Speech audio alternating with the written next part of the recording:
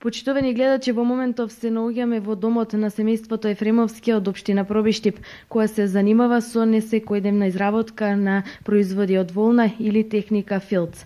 Господине Ристе, еве, од кога започнавте да се занимавате со ваква изработка? Со ова изработка, значи, со филцот почнавме да се занимаваме од 2005 година. Значи, минатата година може да се пофалиме, славевме еден мал јубилеј, значи 10 години, како изработуваме, значи, производи од волна, филц. Инаку, приказната почнат тоа што, да речеме, бевме поканети, по-конкретно, мојата сопруга беше поканета да учествува на една обука, значи, на изработка на волна, филц, во Берово. Тоа беше во организација на ГТЗ. Така да од таму, значи, таму на таа обука ја совлада, значи, техниката. И потоа, значи, како времето одминуваше, асортиманите, значи, ги зголемувавме, ја усовршувавме се повеќе и повеќе. Јас, значи, од неа почнав јас да учам, значи, тоа на некој начин ми стана мене, барем, бизнис, пошто инаку сум невработен. Така да, значи, од 2005-та, еве до сега, значи, во континуитет, значи, изработуваме овие производи од волна. Така, каде се ги изложувате овие производи? Па на повеќе места. Обично на места кај што е организирано, значи на сајми, на базари во земјата и во странство. Овде можем да набрам, речеме, Скопје, по-конкретно јавна соба сме биле, потоа на сајм, во Чифтеамам, каде што дебютиравме, можем да кажем, прв пат 2005 година, по повод на годишните празници. Така да, на повеќе места, на Баскерфест, на Виноскоп, на Пиволенд, повеќе манифестации, значи Скопје има повеќе манифестации. Во Битула, во рамките на Битулско културно лето или Битфест, во соработка со нивните издруженија. Берово манифестација се одржува секоја година и таму сме, можем да кажем, во континуитет, со една или две години прекин од оправдани причини. Таа манифестација Малешевијата на Дланка, значи во организација на општина Берово. Прилеп сме биле, значи, така, негде во Македонија, инаку надвор, ако ме прашувате, значи во Димитровград, Ниш, Крагуевац, и во Германија исто така сум бил на сајм. Значи, тие са така места, значи пак ќе потенцирам само кога е нешто организирано и на покана на организаторот. Така, има ли интерес за купување на вакви производи? Има, да, има интерес. Ако во почетокот, значи, ако се изразуваме во проценти во смисла на кој интересот дали за странците или нашите, значи, благо беше за странците, меѓутоа како одминуваше левот, нашите луѓе се повеќе и повеќе осознаваат дека младите генерации што значи волната како сировина. Она е благородна сировина, значи она фактички е изолатор. Волната филцо како вака волната кога се изработи филцот, таа не пропушта и вода, штити од UV зраци. Значи луѓето се повеќе и повеќе се осознаваат за волната.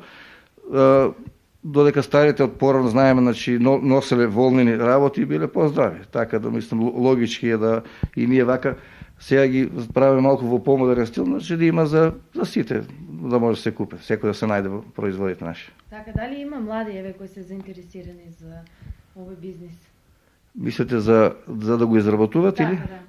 Па има, видите, ние сме одржували неколку обуки тука во Пробиштип, надвор од државата, некои проекти што ги прават, да речеме, некои невладени организации.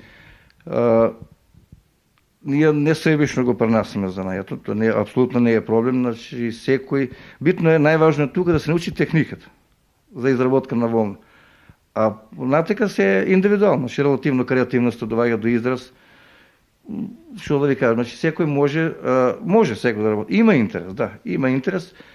А има тоа што еве сме правеле обуки на повеќе места, луѓето за почетокот тоа кои ги видат нашите производи, тоа е добро, значи примамливо е. Ако почне да работат, да се учуваат се дека има тежина во изработката, мислам, морам да кажем, тоа е реалноста, има тежина, пошто техниките, значи има две вида на техники на изработка, и мокар и сув филц. Мокров филц е далеко потежок за разлика од сувиот филц, мислам, начин на изработка.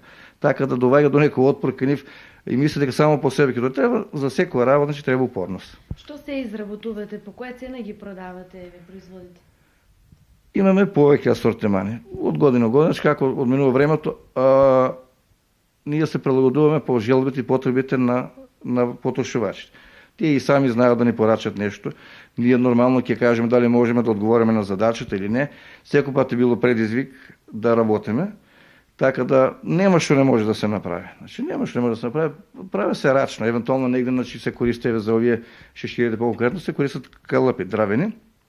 Инаку асортимано е поголем. Значи изработуваме од накид, од шнолички, значи имаме за сите возрасти, и за дечиња, и за повозрастни папучи, имаме за по дома, имаме капи, шешири, сме изработувале, значи имаме и овие пелерини, шалови, икс работи правевме и уште правиме овие фигурки, као за да си понесат странци, да речеме, народна носија.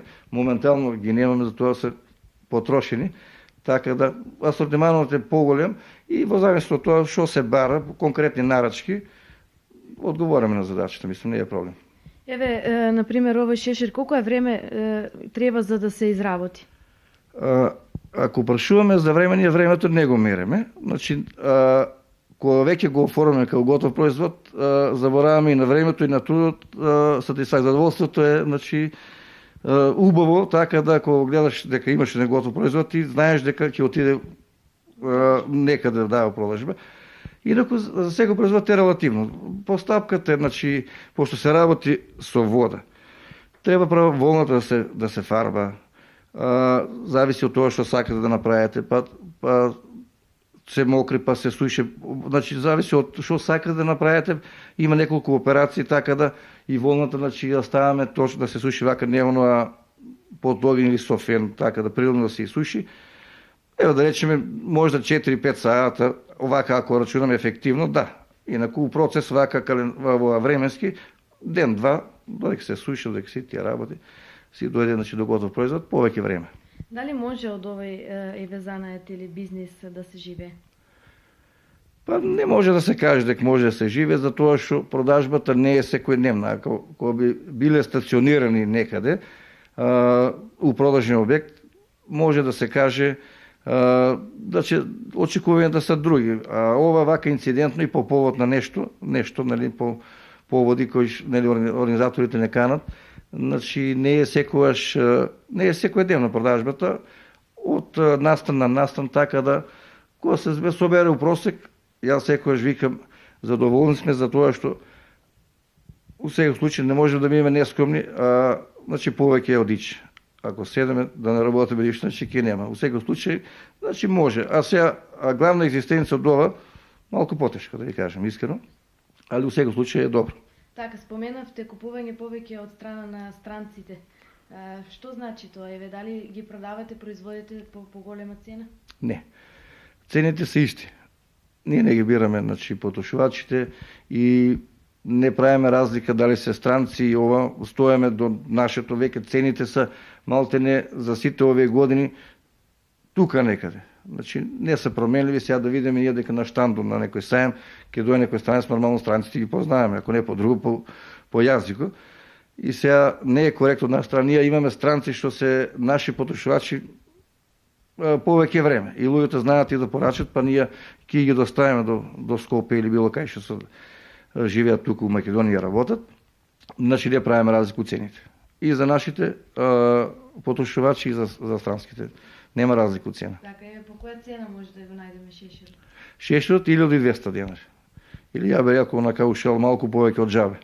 Така, останатите цени кои се? Цени се движат до рамките од 30 денара шнолички за коса за дечиња, па до овие поголемите што ги правиме пелерините, тие може да дојдат и до 200 евра, 150 до 200 евра. Значи, у тие рамки се движат од 30 денари до 200 евра највеќе, мислам.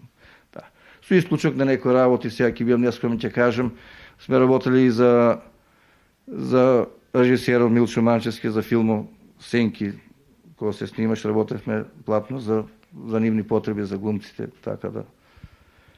Значи, тоа е веќе конкретна нарачка и конкретен договор правиш. А вака, овие готови производи што ние ги правиме, вака за ова, значи се движиш до тие рамки, од 30 до 200 евра, највеќе. Почитувани гледачи, ова беше разговорот со господинот Ристе Ефремовски од општина Пробиштип, кој се занимава со несекојдневна изработка на производи од волна или филц техника.